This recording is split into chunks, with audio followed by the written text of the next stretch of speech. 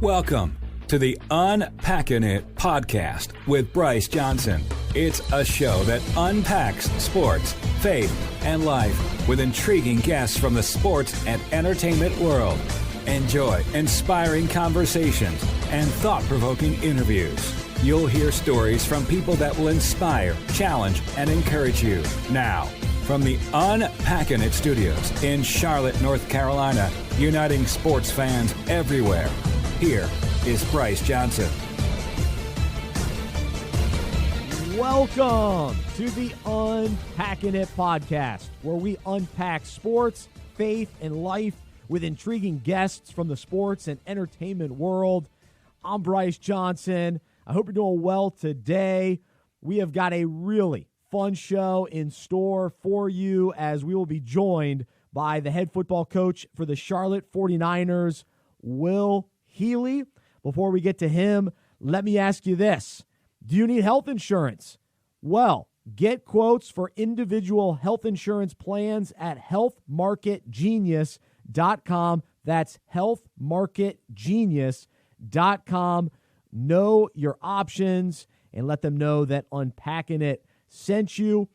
Also, be sure to check out our website, unpackingit.com. And while you're there, you can sign up to receive the Unpack This email devotional. We send it out Monday through Friday. We take a sports story related to the Bible, and it's designed to encourage and inspire you. And so check that out, unpackingit.com. All right, before we get to the conversation with Coach Will Healy, I got to set you up a little bit as a listener. So he, of course, is at home with his family, and so you'll be able to hear his son talking in the background, so that'll be fun. And you just have to picture, here he is trying to do this interview while he's chasing his kid around, or his kid is chasing him around, looking for an iPad, and I think Coach was looking for a place to talk where it wasn't quiet. So he's trying to stay focused with the interview. He does a nice job. And he's trying to be a good dad. So we respect that. We like that. We embrace it. So hopefully you'll embrace that as a listener. And then, so I prepare for interviews, when I have guys on the show and try to find, some interesting questions to ask or some interesting, connections to make and all that sort of thing. So I'm researching for this conversation, and I realize, I go, oh, wow, he played quarterback at Richmond.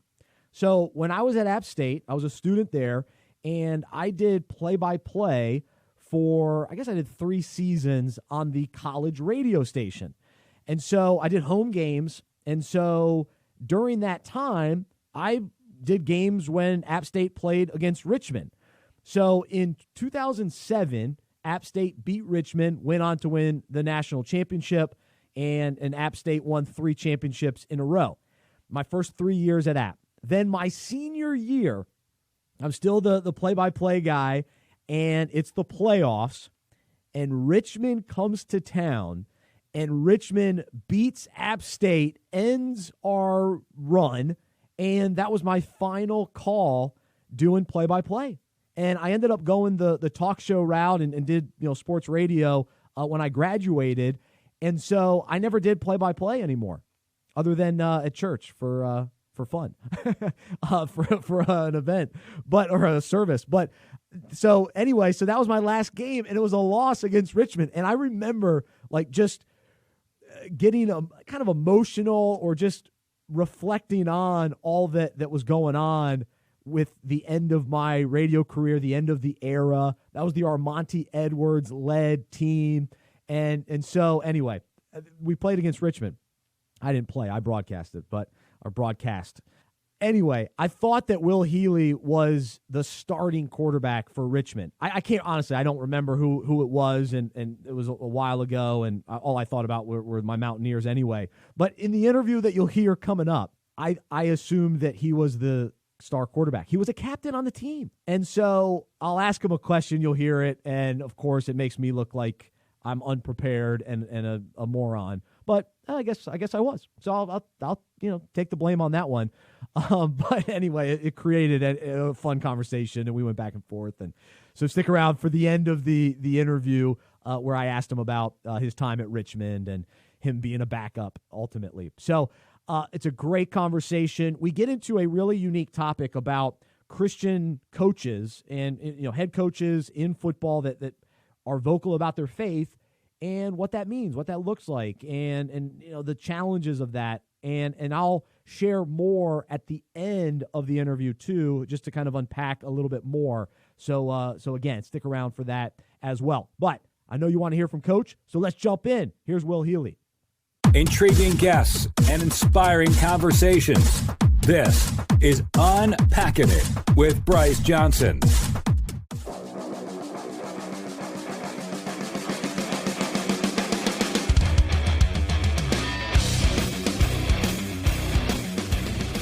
And joining us now on the Unpacking It podcast is the head football coach for the Charlotte 49ers, Will Healy. During his first season in 2019, he led Charlotte to their first winning season and their first bowl game in school history. Previously, he was the head coach at Austin Peay, where he dramatically turned around their program. As a quarterback in college, he played at the Air Force and at Richmond, where he won a national championship. He is a husband and a father as well. Will, thanks so much for joining us. How are you? I'm doing great. How about you? I'm doing well and continuing to remain hopeful despite everything that's going on all around us. And I'm curious for you, how has everything with this virus affected you personally, your family, and even your role as a head coach? Well, obviously, this is something that there's no chapter in the Dummy's Guide to be a head coach on how to handle coronavirus. So it is like being a husband and a father in a lot of ways. It's a situation that comes up that you have no idea how to handle it, and you got to go with what your gut thinks is the right thing to do at the time. And fortunately for me, I've surrounded myself with really good people, whether that's my wife or whether that's our staff, who's able to help me through this and make the better judgment. And so it's been different, for sure. Obviously, you hate to be away from your players and your coaches, but you love being at home with your kids and your wife. And, I think that so much of what's going on in all this is everybody, I think you can become so pessimistic and negative that you understand how important it is to be positive and figure out that obviously in the grand scheme of things, the game of football is really not that important. But what you do understand is the game of football is really, really powerful and brings a lot of positivity to a lot of different angles. And the relationships that are involved, I think, is something that you realize why you love the profession as much as you do. And so have loved being at home with my wife and kids. I've been present. I think working from home is a very, very tough concept. First off, I have tremendous amount of respect for my wife being a stay-at-home mom. That is a real job. That's right. But I think working from home, when you have a 5-year-old and a 1-year-old, you don't want to be at home and not be present. You don't want to neglect them of time. So to me, finding that fine line, finding that really good balance of being at home and spending time with them versus I still got a job to do. And I got to make sure that we're ahead of the game has been interesting. And I think I've learned something every day. That's awesome. What a great perspective. And so, all right, with a 5-year-old and a 1-year-old, what are you doing? What are some family activities that have been taking place right now? Well, we brought the Wii back out. Oh, okay. We're playing Wii golf. We're playing Wii basketball. We're playing basketball in the driveway. We're playing football in the road. We are water gun fights. We're doing some resemblance of school, even though my wife is a much better school teacher than I am. So we're doing some coloring. We're hitting some golf balls, but it's been our 5-year-old is a wild child and our 1-year-old is on the move. So it's nonstop from sun up to sundown, and it's been a lot of fun. That's awesome. Very, very neat to hear, and glad you're able to soak that time in. And so for you, normally this time of year, spring practices, getting ready for spring games and all that kind of thing. And so what are you practically doing right now as a coach, and what does it look like to even communicate with players right now? Well, you're doing a lot of Skype and Zoom, and making sure that you maintain some eye contact, I think is the biggest portion. I think you can talk over the phone all you want to, but if you don't look them eye to eye, I think it's a little different. So we are staff meeting, 2 or 3 times a week. We're meeting with our position guys a couple of times a week. And then we are having some team meetings. So we'll do 1 this week and 2 next week. And again, those are much more than it's not like we're going to teach them a whole lot of football right now. Yeah. It's a whole lot more making sure that we keep the culture pieces that have been so important to us growing a program at the forefront of their minds, and then for them to get a chance to see each other, and so getting everybody in the team meeting is really important. Seeing them face to face is extremely important. The other thing about it that we've talked about as a staff is getting them on that Zoom and stuff like that to see how they're presenting themselves in class. Oh, because, do they have a hood on? Are they slumped down? Are they maintaining eye contact? You can hear I've got a 5-year-old right now that's wanting his iPad. So, buddy, I'm not real sure where it is, but I'm glad you found your headphones. I love you. I think that it's really important for us to make sure that the relationships and the culture pieces and all of those type of things stay intact, much more than it is for us to install some new offense or defense. And, it's been interesting. And I've learned more about Zoom and Google Meet and any media platform you can imagine, which has the best video quality, where can you share clips the best. But it's done a lot for me just seeing our staff and seeing our players and trying to bring some resemblance of what the old norm used to be, just by encouraging one another. Wow. Well, so the relationship piece can still continue, even though it's different. And I know for you now, preparing for what will hopefully be a second year in your career at Charlotte. And so you mentioned building a culture. And so this is an ongoing process. And so year 1 was awesome, and you took huge steps forward. But I'm curious, what or who has impacted kind of your vision and philosophy on what kind of football culture you want to create for Charlotte football? Well, I think that this is probably as good of an example as any, in that if you're not who you are, you're going to have a situation come about as a head coach that you're not going to know how your mentor or the guy you try to emulate yourself after would handle that current situation. I've been really fortunate to play for some really good coaches and some really good men. A lot of them I've learned a lot from, and some things that I thought I would like to do as a head coach, others that I thought maybe I would do it a little differently. But I think there's positives to seeing both sides of that. Obviously played for Dave Clausen for 4 years at Richmond, Mike London for a year, and then worked for Russ Huseman, who's actually the head coach at Richmond now, for 7 years at Chattanooga. Also was able to spend some time and develop some relationships. Do you hear this? That's all right. This is working from home. It's good. This it's is good. working from home. It adds some ambiance. Yes. So, I love what Dabo does. I love what Mac Brown does. Have become really close with Scott Frost after playing them when I was at Austin Peay and he was at Central Florida. So guys who do it a little differently, and guys who, I think as crazy as it sounds, Mac Brown and Dabo Swinney have a lot of similarities, and they definitely have, even though there's an age difference, they have the same priorities that are at the forefront of their program, and that's relationships. And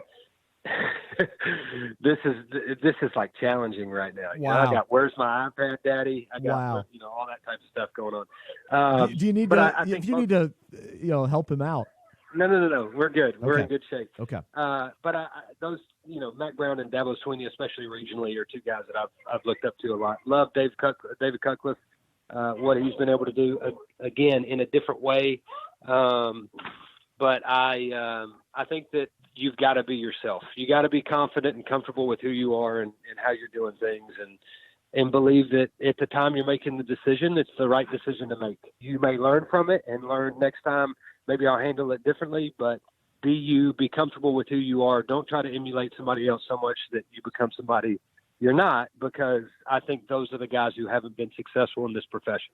Wow. No, it's a really interesting perspective, and appreciate you sharing all that. And so for you, though, to say, all right, I'm going to embrace who I am as a coach and who I am. So when and how did you know that you even wanted to be a football coach and that you had the characteristics to be able to pursue this? Well, I would say when I became realistic enough to understand I wasn't good enough to keep playing because I loved playing the game, and then thought back on really what's the closest thing I can have to a locker room where you can continue to play. What's the closest thing that I, as a kid from Ottawa, Tennessee, that grew up on the lake with two parents and unbelievably supportive and went to a private school, can have unrealistic and really fantasy world type relationships with guys who don't look like me, talk like me, and haven't had the same background. But we can tell each other we love them, we care about them, and develop unique relationships that don't really go on throughout a lot of the rest of the world and society. Yeah. Coaching was it. I had a bunch of coaches that made tremendous impacts on my life. I wanted to be able to do the same for others. Again, having a mom and dad that were so present and there all the time, being able to, knowing that if somebody made that big of an impact on my life with that resource and with that support system, imagine what it would be like somebody without that. And so that's why I got into it. You hope that even though ultimately at the end of the day you're going to be graded on wins and losses, you hope that you keep that at the forefront of your mind and the forefront of your program. But and then you hire a staff that believes the same way. So the relationships are why I do it. I love it. I love it. Well, the other part of who you are as a football coach, of course, is that your faith is important to you. And so I'm curious just to hear a little bit about your journey. What are some of the key moments or turning points in your life that really grew or even challenged your faith? Well, I was fortunate. My mom was a tremendous impact spiritually for me.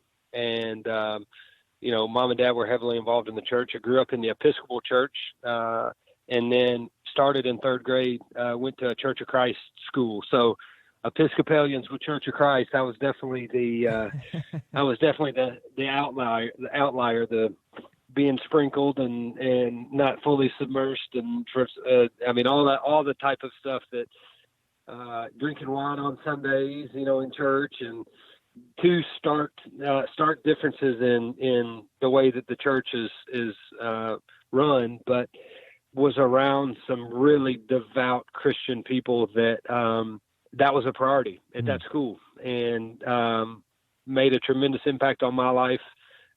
Probably in a lot of ways sheltered me, but in a good way. I'm going through the same stuff right now with our 5-year-old. I mean, what's the best thing to do? What's the best place to send them to school? And at that age, going to chapel, hearing that every single day, is extremely important. And so creating that foundation is something I was fortunate to have, and even added to it by being at Boyd Buchanan. I'd say one of the times that probably stretched me the most with this whole thing was, I was at the University of Richmond as a freshman, I was competing for the starting job, was very devout in my reading and my scripture, and was really, to be honest with you, praying every single day to be the starting quarterback at the University of Richmond.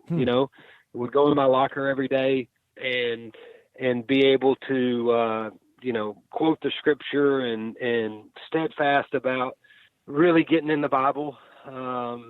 And again, my idea was that, it was giving me a better opportunity to do what I wanted for my life. And so get to the end of spring ball and fall camp, going into the first game, coach calls me into his office and says, "Will, we've gotten bigger, you've gotten bigger, stronger, faster, the offense really well. You've had a really good camp, but we're going to go with another guy that I was competing with because we feel like he has the potential to take us to where we want to go." And I didn't get it, as a 19-year-old, I didn't get the fact that I was 5'9", 150 pounds, and Levi was 6'4", 220 pounds with a laser rocket arm.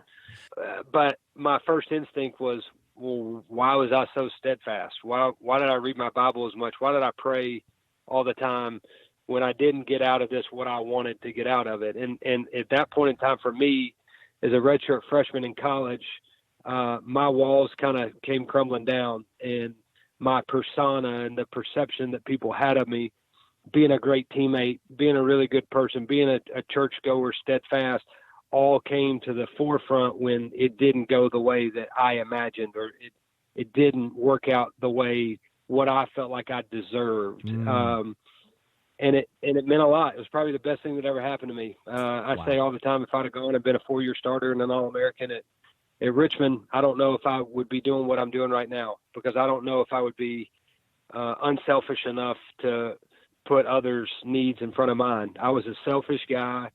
I was a fraud. I was, and still am in a lot of ways now. I don't have it figured out. I mean, I every cardinal sin in the book, I fail, I sin every single day. But I at that point in time learned that I wasn't as good a teammate or friend as I thought.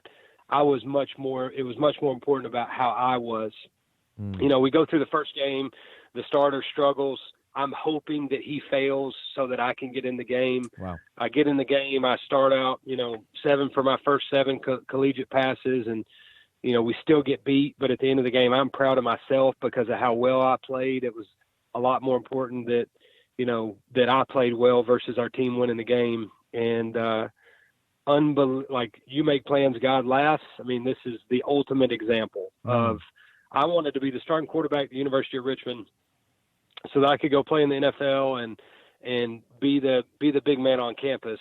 And I think the bigger picture at hand was, I think I have a chance to make a much bigger impact on, 125 guys a year and a group of staff that believes the same way I do than I ever would have by just setting records at Richmond, and learned a lot about myself, how to handle situations with players now that are struggling with playing time, that are struggling with, where's my role, and am able to help them through some of those situations. Man, that's a great story, and so many of us can identify with that at different places in life where we feel like we deserve something and feel like we've earned something, and wow, we're praying, I want God to do this for me. Well, you mentioned, hey, I still haven't figured it all out. I still have struggles and all that sort of thing. What is your kind of understanding of grace, and how much do you, I guess, reflect on, just God's love and grace in your life?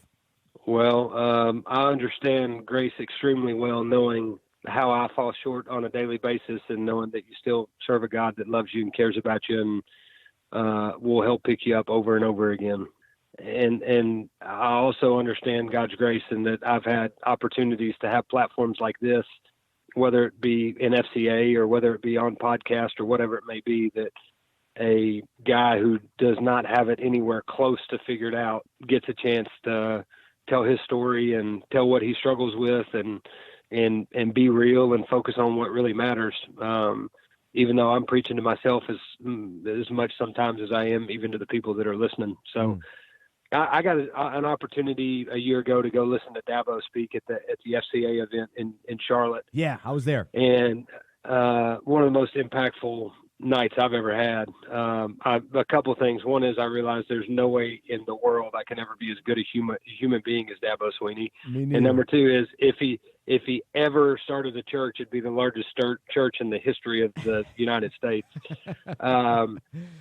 But again, I go back to when I have opportunities like this, being humble enough to admit I don't deserve this opportunity, but I've been fortunate enough to get it, and I'm going to try to make the most of it. And I, along with probably a lot of people that are listening, am going through the same struggle and going through the same, there's more to life than money, family, wealth, a job title, fame. And I think times like this give you an opportunity to sit back and reflect and, what is something bigger than just, can I go to work every day, that is something that never disappears and never shuts down. Man. And so as a head coach with, you've got a platform with players and coaches and all that kind of thing, what is your kind of strategy? And you mentioned Dabo Sweeney, and we've seen how, outspoken he is about his faith and And so, where you're at in your own faith journey, and how do you want to, communicate the gospel of Jesus to people that are willing to listen, but then also to live that out as a leader of a football program. How do you kind of navigate that, and what have you learned as you continue to embrace the role of the head coach? Well, I think a lot of it is, and probably a fault of mine, and somewhere where I've got to grow, is that when you put yourself up on that stage at the FCA event, when you put yourself on a podcast and you're talking about spirituality and Jesus and God and some of these things, then you feel like nowadays you're putting yourself on a pedal where everybody's going to pick through all your sins. Like you step out and you say, I believe in Jesus. I believe that, that this is something that needs to be a big part of our program. And there's always going to be somebody who has a problem with it. And there's always going to be somebody who's going to say, whoa, you are going to be the one who's going to step out and say something like that. So I think at times, especially with handling a group of 18 to 23-year-old men, you want to make sure you got your ducks in a row before you're going to be the one standing up there preaching your heart out, because you don't want to turn them off of Christ. You don't want to be the one who gets up there and says, hey, this is what I believe. This is, reading them the Bible or going through scripture, or going through a devotional.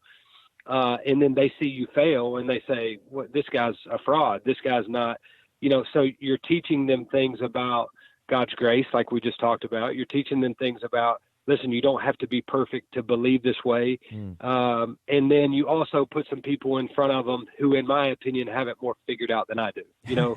Ryan Glower has been extremely influential for our program. We have, we do FCA on every Friday night, and pretty much everybody's there. I tell them it's a team meeting, and, you obviously, politically speaking, nowadays can't force that upon anybody, but it's there, and we've had some really dynamic speakers. We've been able to take them to church, and it's just, and then we got some really strong, devout Christians on the team that, a lot of what you go through in college is kind of managing yourselves and learning how to become a leader. And guys like Alex Highsmith and guys like Tyreek Harris and Jeff Gimmel and Ben DeLuca. And we got some guys with some really strong faith that, with Ryan Glower's help and with their own ability to stand strong, they've been tremendous assets and probably done a lot more for our football team as far as, the Christianity side than I could ever imagine.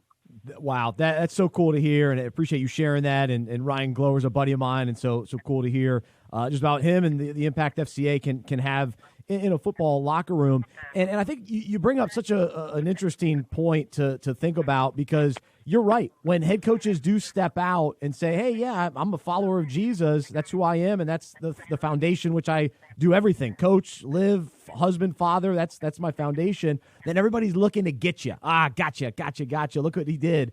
And the point for us as Christians is, yeah, we don't have it figured out. And so to me, hearing you, the humility to say, I'm looking to Jesus. He was the perfect one. It's not me trying to be righteous in my own strength and own ability. So I don't know. I guess my encouragement to you as just a fan of you and of football to say, yeah, we can't expect coaches to be perfect all the time, and that's okay. But to be willing to step out and to at least lead with that as an example, I think is encouraging to hear. So a lot of times we put coaches or even athletes in tough spots, and it's not fair. So we're all learning, growing, maturing, and trying to depend on Jesus even more every day.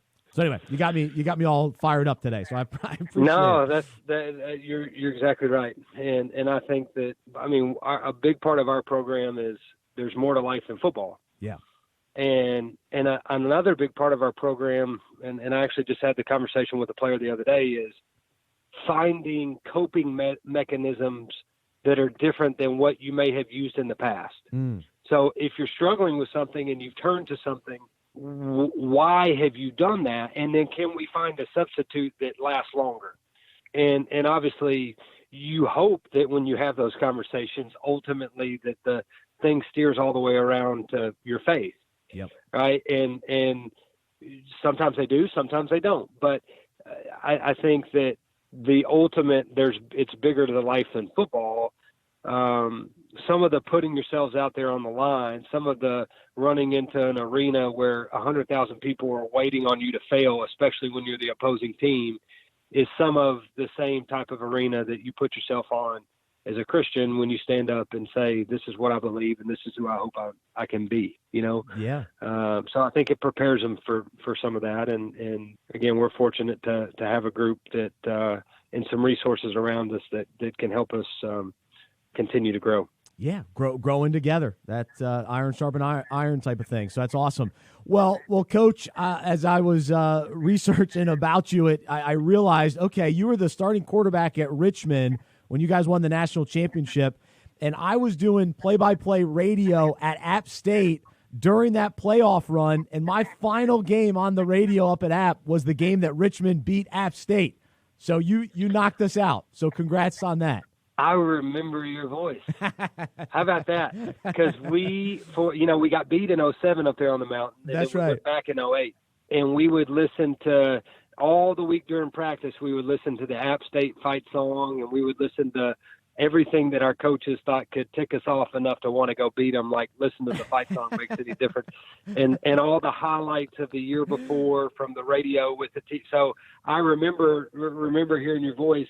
And obviously that's a special place up there on the mountain. Had a lot of success. That 2007, 2008 era probably changed the face of an entire university. And we're trying to do the same thing at our place, make sure that we as a football program can help an athletic department in a university promote itself, show what we have to offer, and make sure that we put our best foot forward where people want to come check us out and try to take a page out of App State's book and what they've been able to continue. Oh, absolutely. Well, and the game this year, I mean, you guys went up to the mountain and gave App everything you had. So that was a tremendous game for sure. But thinking back to that Richmond game, it's just so cool to hear you grew up in Chattanooga, and then the national championship game while you were the quarterback, the captain at Richmond, you guys win the championship at Chattanooga. I'm sure you look back fondly on your career as a player, with such great memories. Yeah, I really do. And obviously there is one thing you haven't done your research on, and that is I was not the starting quarterback. I was a very, very below average player. I got a chance to be a captain and hold the trophy up to make everybody in the world think I was a starter, but really I was number 2 on the depth chart with 2 quarterbacks on the depth chart. Oh, so you did? Okay, I'm sorry. Yeah, you may not have even interviewed me if you'd have known how bad of a player I was at that point in time. But yeah, no, I mean, being able to take the last snaps of the game in my hometown, going through such an emotional roller coaster of growth and finding out who you are and what does the future look like, to be able to do it at home, and be on that field that I played a high school game on before and been to watch so many games as a kid growing up was really special. And what made it even better is the group of people I was around. That was a special, special year. Mike London had just taken over for Dave Clausen, who left to be the offensive coordinator at Tennessee. And there's a lot of, what's going on, how are we going to respond to new staff. We start off 4-3. Have to win out to make the playoffs, and then next thing you know, win a national title and able to knock App State off of a 3-year, 3 years of being national champions. So a lot of fond memories from that year. But again, I go back to you can win as many games as you want. The thing I remember are the people and the lessons I learned. And so it wasn't just about the success on the field. It was about some people that'll be there for the rest of my life, people in my wedding, and people who have been tremendous impacts and influencers in what I've been able to do. That's awesome. Well, very cool. Yeah. Well, I guess the article I read, you wrote it, so it made it seem like you were the star of the team. So that's all right. Yeah. No, I know what you're talking about. I did a blog. I did a weekly blog. So I was such a bad player that I think they're like, he's got nothing else to do. We'll just let him write a blog on what the season's like. So I did do that. And it was a really unique relationship between myself and our starting quarterback. You know, I mean, I can say I did not go a day without trying to take his job. It doesn't mean you don't you're not competitive. I tried to take his job every day, but I went from as an immature 18, 19-year-old hoping that somebody in front of me failed to hoping that I could push somebody to be great and meanwhile be great myself, you know? And so I think that, there's different ways to get there, but ultimately one is a lot more mature than the other. No, it's a great perspective. Well, Coach, really appreciate you coming on today, and man, hope you have fun with your wife and 5-year-old and 1-year-old while you're home, and hopefully we'll get all this cleared up so we can have a football season. And so a lot still up in the air, but wish you the best despite the situation right now, and thanks for being just open about your faith and willing to share with us here on Unpacking It today. Well, you got the full gamut on what it's like living at the Healy house. I'm sure I rambled way too much, but appreciate you letting me do this. And again, humbled to be able to do it and honored and know I'm not worthy of doing it, but would love to have you out sometime when all this stuff slows down, and appreciate your time. Absolutely. We'll catch up again. He's Coach Will Healy joining us here on Unpacking It. Intriguing guests and inspiring conversations. This is Unpacking It with Bryce Johnson.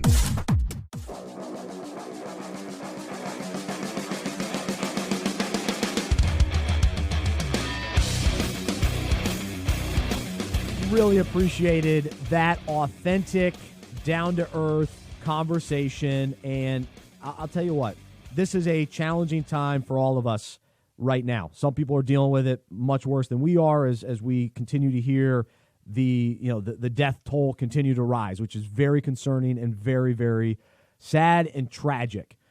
And each of us hopefully are trying, though, to find, some positives in the midst of all this. And for me personally, the conversations that we're having on this podcast, last week and now with Coach, they're awesome. Like, this is great. And guys are a little bit, I think, more their guards down a little bit and just, honest and transparent. And so I've just appreciated the conversations. And I hope you as a listener, you're enjoying them as well. And if you haven't listened to Donnie Shell or Jeff Kemp or Inky Johnson or Reed Ferguson, go listen to those as well. But my big takeaway from this conversation today is this whole idea that we've put Christian coaches and athletes on pedestals. And it's not fair.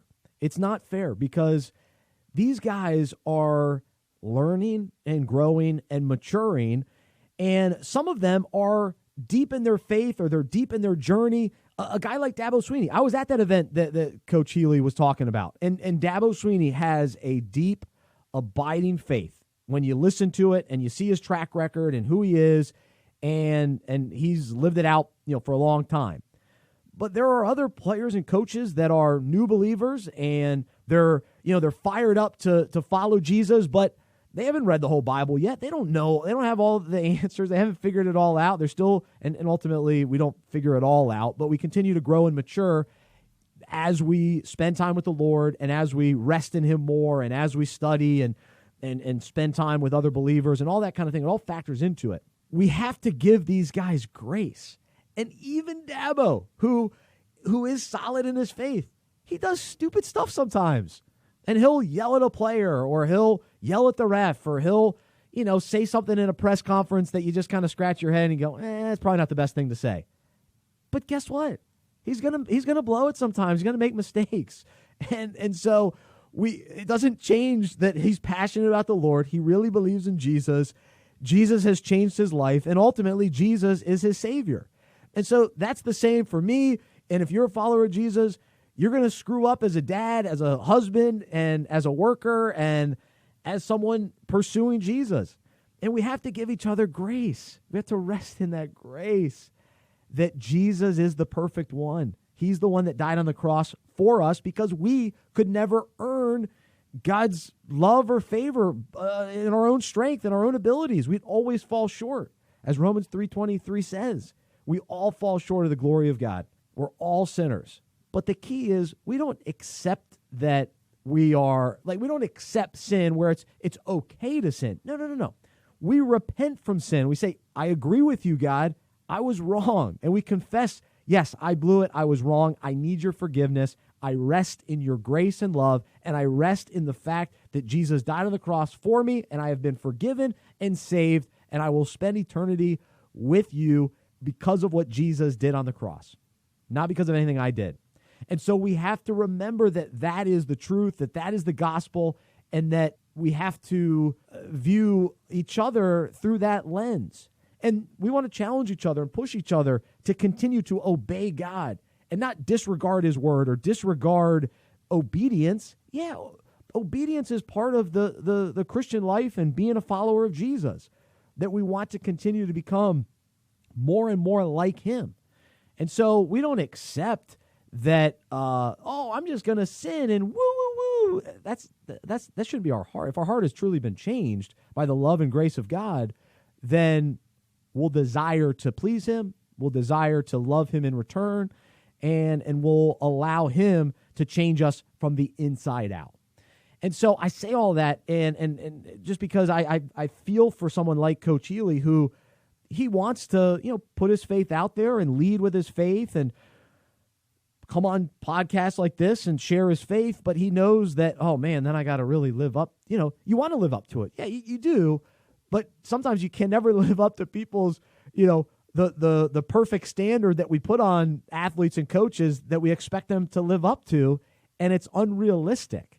They're not Jesus. Now, hopefully they're striving to be like Jesus, and they tell their players and coaches about how Jesus has changed their own life. And when players are going through tough times and you have those conversations, you can tell them, hey, here's what God has done in my own life. I encourage you to go read the word, go seek the Lord and see, for yourself. You can't force it down players' throats. And I don't think that's the heart of most of these coaches anyway. You may have someone here or there, but for guys that are really true believers, their desire they know that God is real and he's changed them, and he knows that he's the solution to what we're all looking for. We're born with that longing to know God, and it's through Jesus that we're able to know and be in right relationship with him, because again, what Jesus did on the cross. And so we love having athletes and coaches on this show. That's what this podcast is about. But we don't bring them on thinking that, they're living the perfect life. No, they're in it with us.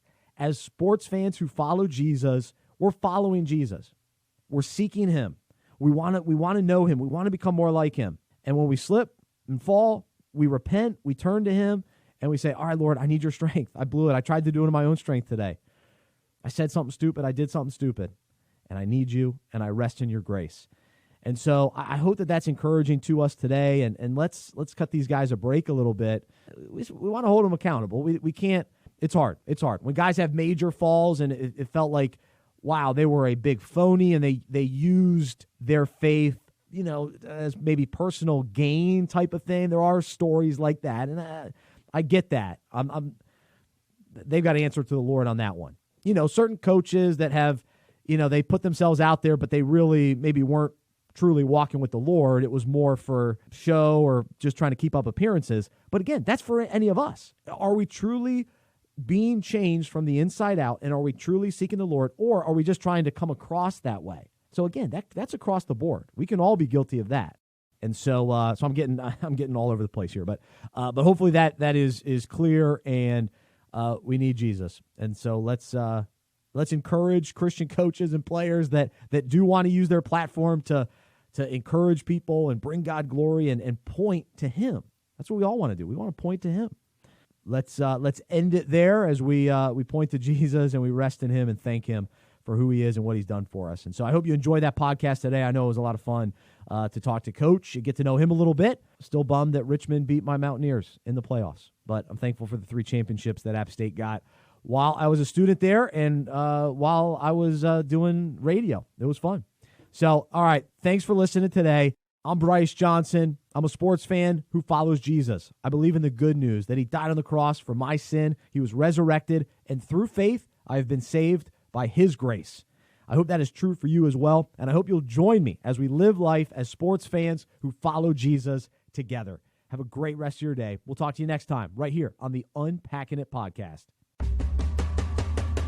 For more information about the show, our events, and other resources, visit unpackinit.com. That's unpackinit.com. We hope you are encouraged, inspired, and challenged by what you heard today. To support our show and Unpacking It Ministries with a financial gift, visit unpackinit.com/donate. We look forward to unpacking sports, faith, and life with you again next week.